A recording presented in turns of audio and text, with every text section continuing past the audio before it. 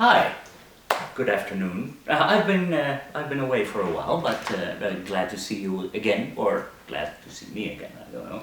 I'm back again with a lecture today, not on 17th century or 16th century Dutch painters, but with the weather worsening now outside here in the Netherlands. We're going to Italy, to Florence and to Siena, some 700 years ago.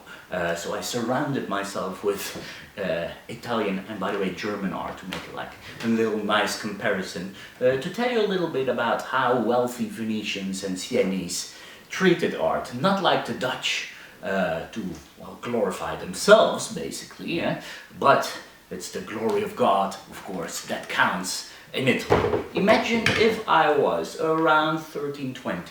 I was a rich nobleman, and noblemen in Italy didn't live exactly in one spot. You know, the city culture wasn't yet fully fledged like in the Renaissance. They traveled from castle to castle, dwellings that, by the way, must have smelled incredibly vile, no toilets, and you want to glorify God on the road. Well, this is in my hands here, let's say the iPad, the religious iPad of the 14th century. It's called a triptych because it's made from 3 parts basically. It's portable, like my iPad, but it's 700 years old. This one is made by a rather important painter, Jacopo del Casentino, and it is quite beautiful because you have this kind of Gothic architecture, so it's like a miniature church or miniature chapel, which when you are in a home or in one of your castles, you pull it open, e presto! It is the Virgin Mary in the middle, with probably here on the left and right are the donors. The donors mean these are the people that paid for this piece of art. So imagine you're kind of down and you want to worship the Virgin Mary, which is beautifully displayed here. Well, you put yourself in a corner, you put this thing up, you open these magic doors, and presto, there is your portable altarpiece. I always wanted to make an exhibition on these pieces with candlelight, because they're meant to be looked at with candlelight. If you look close, this is a rather dark one. It's a bit dirty because I mentioned there would have been a candle here, there would have been a candle here, and sometimes even a candle here. So it's dark from the soot. But if I use my phone here to kind of mimic the effect of candlelight, you see, while applying light, that it kind of starts to glisten. So you get a kind of effect that the piece is almost on fire. You can't appreciate it with modern light. Now we have the windows across us, and you don't have the effect that it would have been. But these Italian pieces were always incised with kind of little holes and little crannies, like a piece of jewelry, so the candlelight would reflect out of it.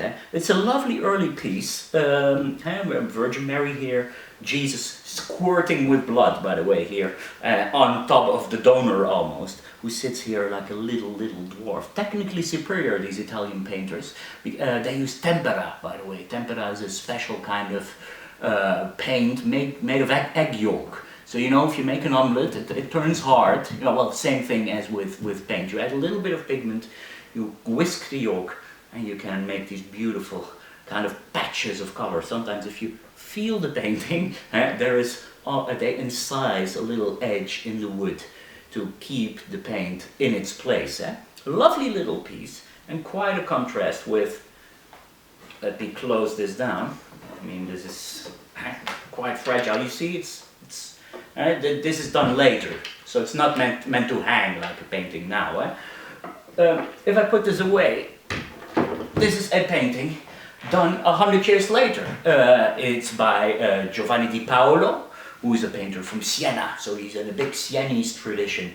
Siena produced the biggest painters of the 14th, 13th, and Di Paolo is 15th century, but still, it has this kind of modern, eerie touch. He's often compared to El Greco, the great, almost surrealist painter that originated from Greece and later went to Spain, to Toledo. This is one of the apostles. and every apostle has has a gadget, let's say. If there are 4 of them.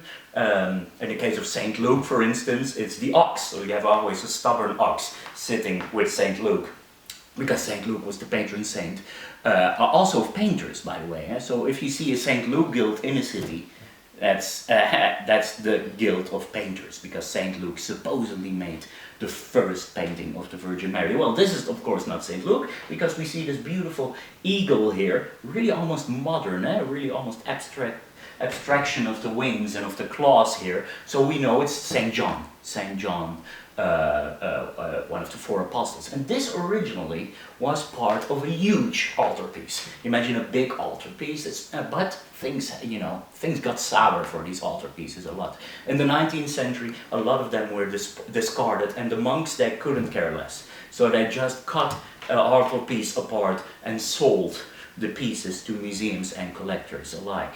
So if you look close, you see that the desk of St. John is meant to be looked at from below. So if you look at it from below, the perspective gets right, and this is kind of spot on what they were doing in that period, full-on Renaissance, exploring what perspective could do. So you have that little optical trick that Di Paolo did on this St. John, which I will put here again. So 2 altarpieces for 2 different uses from Italy.